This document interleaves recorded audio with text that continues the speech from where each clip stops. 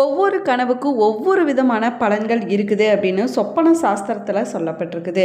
அந்த வகையில் பால் சம்பந்தப்பட்ட பொருட்கள் நம்முடைய கனவுல வந்துச்சுன்னா எப்படிப்பட்ட பலன்கள் கிடைக்கும் என்பதை பற்றி தான் இந்த பதிவில் நம்ம விரிவாக பார்க்க போகிறோம். வீடியோவை ஸ்கிப் பண்ணாமல் முழுசாக பாருங்கள். நம்ம சேனலை இப்போ தான் ஃபர்ஸ்ட் டைம் பார்க்குறீங்க அப்படின்னா நம்ம சேனலை சப்ஸ்கிரைப் பண்ணலன்னா சப்ஸ்கிரைப் பண்ணிக்கோங்க. கூடவே இருக்கிற பெல் ஐக்கானையும் ப்ரெஸ் பண்ணிக்கோங்க. உங்கள் வீட்டில் எப்பயுமே சண்டையும் சச்சரவுமாக இருக்குதா? உங்களுக்கு ஒரு விதமான மன அழுத்தமாகவே இருந்து கொண்டு இருக்குதா? உங்களுக்கு திருமணம் நிச்சயம் கைகூடுற மாதிரி தள்ளி கொண்டே போய்கொண்டு இருக்குதா? இது போன்ற பிரச்சனைகளுக்கு இந்த வீடியோக்கு கீழே டிஸ்கிரிப்ஷனில் வராகியம்மன் ஜோதிட நிலையத்தோட தொலைபேசி எண் கொடுத்துருக்குறேன். இந்த எண்ணுக்கு தொடர்பு கொண்டு பேசி பாருங்கள். உங்கள் பிரச்சனைகளுக்கு சரியான தீர்வு கிடைக்குங்க. வாங்க வீடியோக்குள்ளே போகலாம். உங்களுக்கும் பால் சம்மந்தப்பட்ட பொருட்கள் கனவுல வந்துச்சுன்னா மறக்காமல் கமெண்ட் பாக்ஸில் கமெண்ட் பண்ணுங்கள். ஒவ்வொரு கனவுக்கும் ஒவ்வொரு விதமான பலன்கள் இருக்குதுங்க. பால் சம்மந்தப்பட்ட பொருட்கள் நம்முடைய கனவுல வந்துச்சுன்னா அது ஆரோக்கியத்தை குறிப்பதாகவும் சொல்லப்படுது. உங்களுடைய கனவுல பால் பார்த்தீங்க அப்படின்னா நீங்கள் சரியான முடிவு எடுக்க போகிறீங்க. நீங்கள் செய்யக்கூடிய வேலையில் சரியான திசையில் போய்கொண்டு இருக்கிறீங்க அப்படின்னும் சொல்லப்படுதுங்க. தூங்கி கொண்டிருக்கும்போது பல வகையான கனவுகள் நமக்கு வருங்க. நம்ம நினைப்பது இல்லைன்னா பார்த்த சில விஷயங்கள் தான் நம்முடைய கனவுல வரும் அப்படின்னு சொல்லுவாங்க. சில சமயத்தில் பார்த்திங்கன்னா நம்ம எங்கேயோ சுற்றி திரிவது போலவும் யாரிடமாவது முக்கியமான விஷயங்களை பேசுவது போலவும் சாப்பிடுவது போலவும் கனவு வருங்க. ஆனால் அதையும் தாண்டி சில நேரத்தில் நம்ம இதுவரை எதிர்பாராத சில விஷயங்கள் சில கற்பனைகள் கதைகளை போலவும் நம்முடைய கனவுல வருங்க. நம்முடைய கனவுல பால் பார்த்தோம் அப்படின்னா கனவு சாஸ்திரத்தின்படி ஒரு கனவுல பால் பார்ப்பது அப்படிங்கிறது ரொம்பவே சாதகமாக சொல்லப்படுதுங்க. இருந்தாலும் இதில் சில நிபந்தனைகளும் இருக்குதுங்க. உங்களுடைய கனவுல வெள்ளை மற்றும் சுத்தமான பாலை பார்த்தீங்கன்னா அது உங்களுடைய ஆரோக்கியத்தை குறிப்பதாக சொல்லப்படுதுங்க. அதே போல் நம்முடைய கனவுல பால் குடிப்பது போல கனவு வந்துச்சு அப்படின்னா நம்முடைய வாழ்க்கையில் வெற்றிக்கான பாதை திறக்க போகுது அப்படின்னு பொருளாகுமாங்க. அது மட்டும் இல்லாமல் நம்முடைய கனவுல பால் பார்த்தோம் அப்படின்னா நம்ம சரியான திசையில் போய்கொண்டு இருக்கிறோம், சரியான முடிவுகளை எடுக்க போகிறோம், சரியான வேலையை தான் நம்ம செஞ்சுட்டு இருக்கிறோம் அப்படின்னு அர்த்தமாகுமாங்க. அதே போல் பால் பொங்குவதை போல கனவு வந்துச்சு அப்படின்னா அது நல்ல அறிகுறி இல்லைங்க. அதனால தான் சில புதிய பிரச்சனைகள் உங்களுடைய வாழ்க்கையில் வரக்கூடிய அறிகுறியாகும். ஒருவித சிக்கலில் நீங்கள் சிக்கிக்கொள்வதற்கான வாய்ப்பும் இருக்குதுங்க. அத்தனை கனவுகள் கண்டாலும் கவலைப்பட தேவையில்லைங்க. நீங்கள் செய்ய வேண்டியது உங்களுடைய வேலை மற்றும் திட்டத்தில் நீங்கள் கவனமாக இருப்பது தாங்க. மேலுமே பார்த்தீங்கன்னா கனவுல பால் கொதிப்பது போல நம்ம கண்டோம் அப்படின்னா மங்களகரமானதாக சொல்லப்படுதுங்க. இதனால தான் உங்களுக்கு விரைவில் சில நல்ல செய்திகள் உங்களுக்கு கிடைக்கக்கூடும் அப்படின்னும் சொல்லப்படுது. இந்த வகையான கனவுகள் வந்துச்சு அப்படின்னா உங்களுடைய முன்னேற்றத்தை குறிப்பதாகுங்க. உங்களுடைய கடினமான நீண்டகால உழைப்புக்கு சீக்கிரமாகவே நல்ல பலன் கிடைக்க போகுது அப்படின்னு அர்த்தமாகுமாங்க. பால் என்பது பரிசுத்தமானதாகுங்க. அது சார்ந்த கனவு கர்ப்பிணி பெண்களுக்கு வந்துச்சுன்னா அவங்களுடைய தாய்மை தன்னலமற்ற அன்பை குறிப்பதாகுங்க. அது மட்டும் இல்லாமல் இது ஒரு சுபமான பலனாகவும் சொல்லப்படுதுங்க. நம்முடைய கனவுல பால் சாப்பிடுவது போல் வந்துச்சுன்னா பால் சாதம் சாப்பிடுவது போல் பார்த்தோம் அப்படின்னா நம்மளுக்கு எந்த ஒரு புதிய திட்டங்களும் நிறைவேறுங்க. அதன் மூலமாக எதிர்காலத்தில் பலவிதமான நன்மைகள் கிடைக்கும் அப்படின்னும் சொல்லப்படுது. அது மட்டும் இல்லாமல் இந்த கனவால் பண லாபம் கிடைக்கக்கூடிய யோகம் உண்டாகுங்க. பால் வாங்குவது போல் நம்ம கனவு கண்டோம் அப்படின்னா உங்களுடைய ஆரோக்கியத்தை அதிகரிக்கும் அப்படின்னும் சொல்லப்படுதுங்க. அதே போல் நீங்கள் ஏதேனும் உடல்நல பிரச்சனையால் பாதிக்கப்பட்டிருந்தீங்கன்னா அதிலிருந்து மீள போகிறீங்க அப்படிங்கிறத குறிக்கக்கூடிய அர்த்தமாகுமாங்க. பொதுவாகவே இத்தகைய கனவுகள் உங்களுடைய நல்ல ஆரோக்கியத்தை குறிப்பதாகவும் சொல்லப்படுதுங்க. நம்மளுடைய வீட்டில் தினமும் பால் பொங்கி கீழே ஊற்றுச்சு அப்படின்னா பண பற்றாக்குறை உண்டாகலாங்க. இதனால் வீட்டில் பண வரவு இல்லாமல் போவதற்கான சூழ்நிலைகளும் உருவாகுங்க. தேவையற்ற பண விரய செலவானது ஏற்படக்கூடும் அப்படின்னும் சொல்லப்படுதுங்க. அதே போல் நீங்கள் புது வீட்டில் முதல்ல பால் காய்ச்சி பொங்கி வலியக்கூடிய பால் பார்த்திங்கன்னா வடக்கு திசையில் பொங்கி வலிஞ்சிச்சுன்னா வீட்டில் லக்ஷ்மி கடாட்சகம் நிலத்திற்கும் பண வரவானது அதிகரிக்கும் அப்படின்னும் சொல்லப்படுது. கிழக்கு திசையில் பொங்கி வலிஞ்சிச்சு அப்படின்னா சொந்த தொழிலில் உங்களுக்கு நன்றாக இருக்குது, அலுவலக பணிகளாக இருந்தாலும் சரிங்க அது நன்றாக இருக்கும் அப்படின்னு அர்த்தமாகுமாங்க.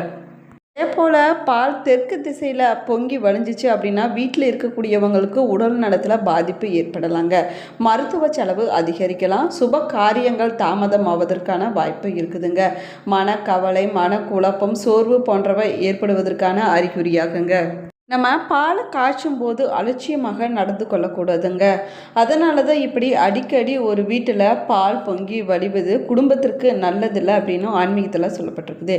அதன்படி பால் வாங்கி காய்ச்சி கெட்டு போயிடுச்சு அப்படின்னா பால் பொங்கி வழியுது அப்படின்னாலுமே வாஸ்து சாஸ்திரப்படி அபசகுணமாக சொல்லப்படுதுங்க. நம்முடைய வீட்டில் அலட்சியத்தால் நடைபெறக்கூடிய பலவிதமான செயல்களுக்கு பின்னாடி எதிர்காலமும் நிகழ்காலமும் அடங்கி இருப்பது என்பதை நம்ம புரிந்து கொள்ள வேண்டியது ரொம்பவே முக்கியமானதாகுங்க.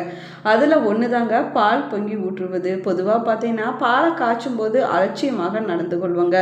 அதனால தான் பால் பொங்கி கீழே ஊற்றுவது நம்முடைய வீட்டில் வழக்கமாக நடைபெறுங்க.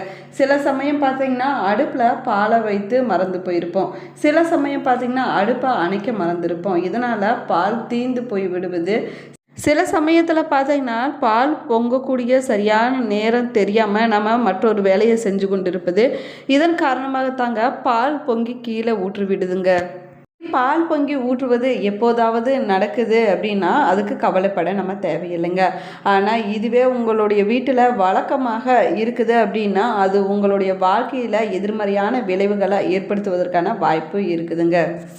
இடத்துல பால் அப்படிங்கிறது நிலாவை குறிக்குமாங்க. நிலா என்பது ஒருவருடைய மனநிலையாகுங்க. குடும்ப உறவு, செல்வம், மகிழ்ச்சி மற்றும் அமைதியை குறிப்பதாகவும் சொல்லப்படுதுங்க. அதனால தான் எந்த ஒரு சுப காரியத்தின் தொடக்கத்துலையும் வீட்டில் பால் காய்ச்சுவது போன்ற செயல்களை நம்ம செஞ்சுட்டு வரோங்க. ஆனால் பல முறை பால் பொங்கி வீட்டில் ஊற்றும்போது அது கெட்ட சகுனமாக தாங்க சொல்லப்படுது. இன்னும் சொல்லப்போனால் பார்த்திங்கன்னா அது தீய விளைவுகளை கூட ஏற்படுத்தக்கூடிய அறிகுறியாகவும் சொல்லப்படுது.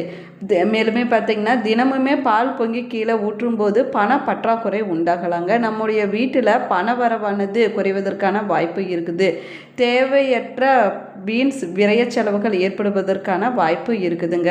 நீங்கள் ஏதாவது ஒரு நல்ல காரியத்துக்கு போகிறீங்க அப்படின்னா உங்கள் வீட்டில் பால் பொங்கி வழிஞ்சிச்சு அப்படின்னா நீங்கள் செல்லக்கூடிய வேலை பார்த்தீங்கன்னா நடக்காமல் போவதற்கான அறிகுறியாகவும் சொல்லப்படுதுங்க.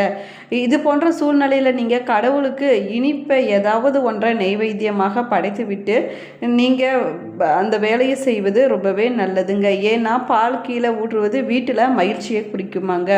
மேலுமே பார்த்திங்கன்னா செல்வம் குறைவதற்கான வாய்ப்பு இருக்குது. இது பல முறை உங்களுடைய வீட்டில் நடந்துருச்சு அப்படின்னா குடும்ப சண்டை சச்சரவுகள் ஏற்படுவதற்கான வாய்ப்புகள் இருக்குது அப்படின்னும் சொல்லப்படுதுங்க. மேலுமே நிதி நெருக்கடி அதிகரிக்கலாங்க. அதனால் நீங்கள் பால் காய்ச்சும் போது ரொம்பவே கவனமாக இருக்க வேணுங்க. உங்களுடைய வீட்டில் எந்த ஒரு எதிர்மறையான விளைவுகளும் நிகழாமல் பார்த்து கொள்வது ரொம்பவே முக்கியமானதாக சொல்லப்படுதுங்க. நீங்கள் பால் காய்ச்சும் போது பால் பொங்காமல் இருப்பதற்கு அடுப்பை நீங்கள் குறைத்து வைக்க வேணுங்க. பால் பாத்திரத்துக்கு மேலே ஒரு மரக்கரண்டியை வைத்திங்கன்னா பால் பொங்காது அப்படின்னு சொல்லப்படுதுங்க. இன்றைக்கி இருக்கக்கூடிய இனிப்பு வகைகளில் பாலினுடைய பங்கு அதிகமாகவே இருக்குதுங்க.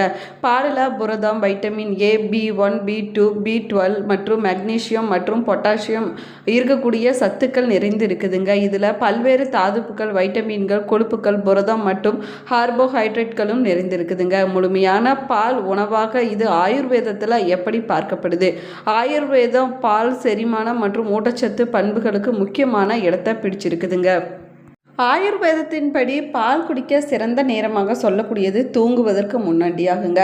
இதில் கூடுதலான நன்மைகளை பெறுவதற்கு பாலோடு ஒரு சிட்டிகை மஞ்சள் தூள் மற்றும் மிளகுத்தூளை கலந்து குடிக்கலாங்க. இப்படி குடிப்பதனால உடலில் இருக்கக்கூடிய நோய் எதிர்ப்பு சக்திகள் அதிகரிக்கும் அப்படின்னும் சொல்லப்பட்டிருக்குது. பாலோடு அஸ்வகந்தா பொடி கலந்து குடிப்பதனால தூக்கமின்மை போன்ற பிரச்சனைகளுக்கு பலன் கொடுக்குங்க. மேலுமே நினைவாற்றலை அதிகரிக்க செய்யுங்க. மேலுமே பதட்டம், மனச்சோர்வு போன்றவற்றை குறைக்கும் அப்படின்னு சொல்லப்படுது. வளரக்கூடிய பிள்ளைகள், 5 வயதிற்கு உட்பட்ட குழந்தைகள் மற்றும் தசைகளை வளர்க்க விரும்பக்கூடியவங்க காலையில் முதல்ல பாலை கொடுக்கலாங்க. நாள் முழுவதும் அப்பப்போ பால் கொடுப்பது ரொம்பவே நல்லதுங்க. மாலை மற்றும் இரவு நேரம் வரைக்குமே பால் குடிக்கலாங்க. அதே போல் காலை நேரத்தில் பால் குடிப்பதனால உடல் வலிமையானது அதிகரிக்கும், ஊட்டச்சத்தானது அதிகரிக்குங்க. எடை அதிகரிக்க விரும்பக்கூடியவங்க பால் ரொம்பவே நல்லதாகுங்க. காலை உணவில் பால் எடுத்துக்கொண்டீங்க அப்படின்னா சோம்பல், மந்தமான நிலையை மாற்றிவிடுங்க. மதிய நேரத்தில் பால் குடிப்பது உடல் வலிமையை அதிகரிக்க செய்யுங்க, பசியை தூண்டுங்க. இரவு நேரத்தில் நீங்கள் பால் குடிப்பதனால உடலில் இருக்கக்கூடிய வாதம், பித்தம், கப தோஷங்கள் அனைத்துமே அமைதியாகி விடுங்க. இரவு தூங்குவதற்கு முன்னாடி நீங்கள் பால் குடிப்பது ரொம்பவே நல்லதுங்க. சாப்பிட்ட பிறகு தூங்க போவதற்கு முன்னாடி 30 நிமிடங்களுக்கு முன்னாடி பால் குடித்து விட வேணுங்க. இந்த பதிவு உங்களுக்கு பயனுள்ள தகவல்களை கொடுத்துருக்குன்னு நினைக்கிறேன். இந்த பதிவு உங்களுக்கு பிடிச்சிருந்தால் லைக் பண்ணுங்கள், ஷேர் பண்ணுங்கள், கமெண்ட் பண்ணுங்கள். இன்னும் நம்ம சேனலை சப்ஸ்கிரைப் பண்ணலன்னா சப்ஸ்கிரைப் பண்ணிக்கோங்க. கூடவே இருக்கிற பெல் ஐக்கானையும் ப்ரெஸ் பண்ணிக்கோங்க. Thank you friends.